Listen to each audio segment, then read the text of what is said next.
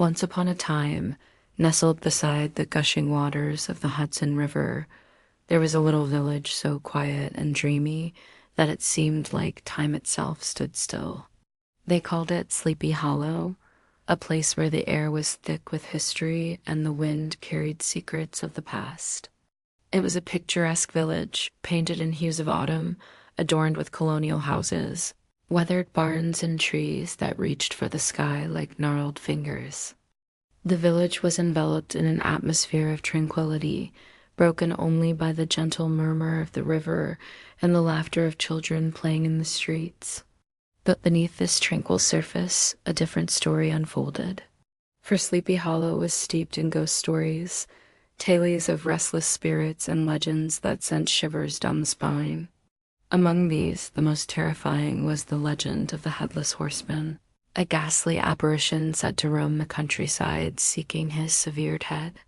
He was the ghost of a Hessian soldier who lost his head to a cannonball during the Revolutionary War.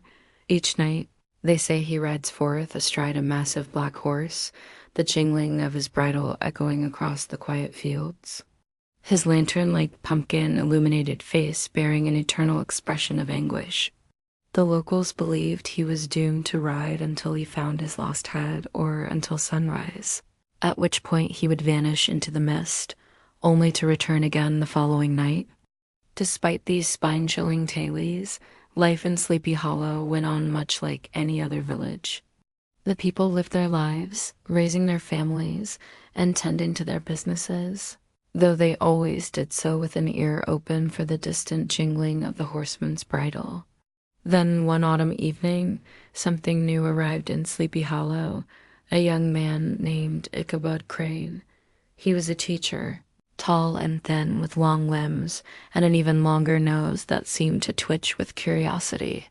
His appearance was somewhat awkward, and some even said he looked like a stork who had been chased out of a tree and hadn't quite flown properly. However, beneath this peculiar exterior lay a sharp mind and a kind heart. Ichabod had come to Sleepy Hollow with dreams of making a difference. He wanted to teach the village children and win the admiration of the community, though what he desired even more than their respect was their wealth.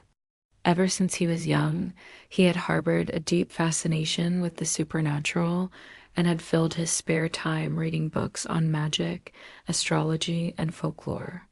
So when he learned about the legend of the Headless Horseman, he didn't recoil in fear. Instead, his imagination was piqued.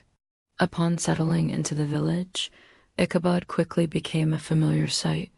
During the days, he could be seen striding through the streets with his lanky frame and long nose, carrying a stack of books under his arm. In the evenings, he was a regular at the local tavern, engaging the men in lively discussions about politics and philosophy. However, there was always a twinkle in his eye and a nervous tremor in his voice that hinted at his fascination with the darker aspects of human existence. While he charmed many in the village with his wit and knowledge, there was one person who captured his undivided attention, Katrina Van Tassel. She was the daughter of the wealthiest farmer in the area and was considered the most beautiful girl in Sleepy Hollow. With her flowing locks, rosy cheeks, and infectious laughter, she was the dream girl of every young man in the village. It was no surprise then that when Ichabod first laid eyes on her, he was smitten. However, Ichabod wasn't the only one who had his sights set on Katrina. The village's most eligible bachelor, Brom Bones, was also vying for her attention. Brom was everything Ichabod was not.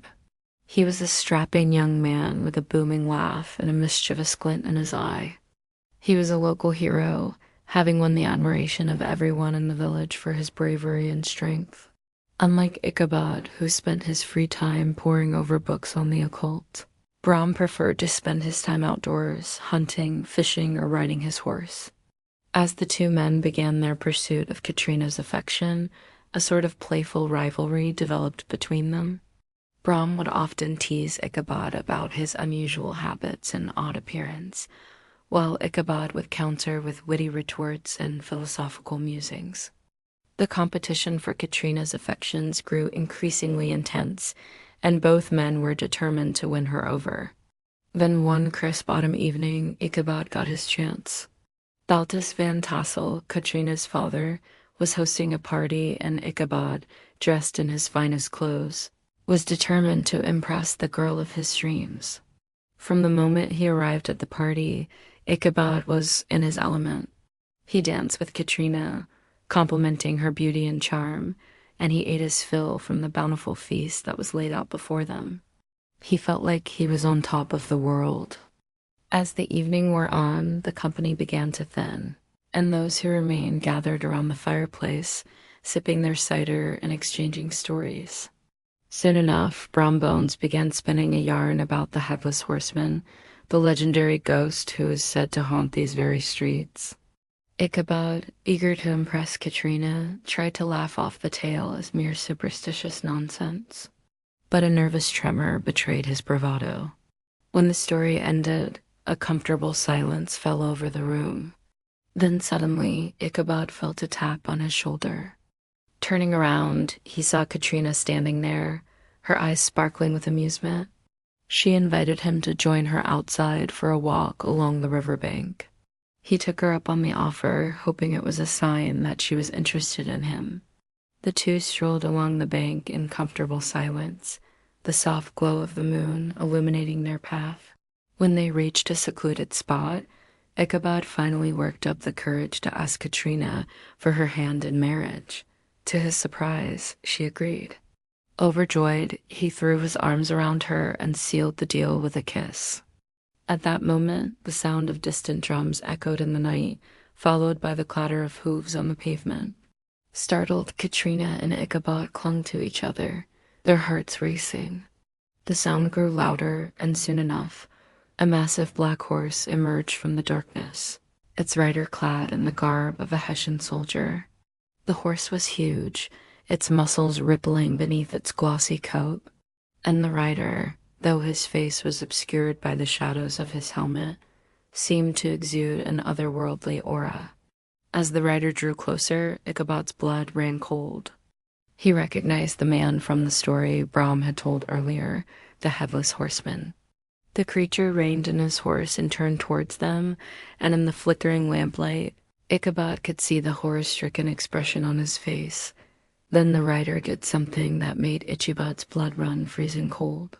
He removed his helmet, revealing nothing underneath. He was truly headless. The sight of the apparition sent Ichabod into a panic. Without a word to Katrina, he turned and fled, the Headless Horseman giving chase. As he ran, Ichabod could hear the sound of the pursuing horse growing louder, and he dared not look back to see if the creature was catching up to him. Suddenly, he remembered Brom's story. The Headless Horseman couldn't cross the bridge. Hope surged through Ichabod, and he broke into a run, the old bridge now within sight.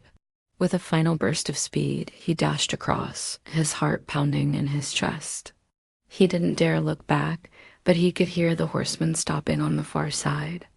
Taking a deep breath, Ichabod turned to go home, but as he did, something hard and heavy hit him square in the face. He stumbled backward, clutching at his nose, which was immediately filled with the coppery scent of blood.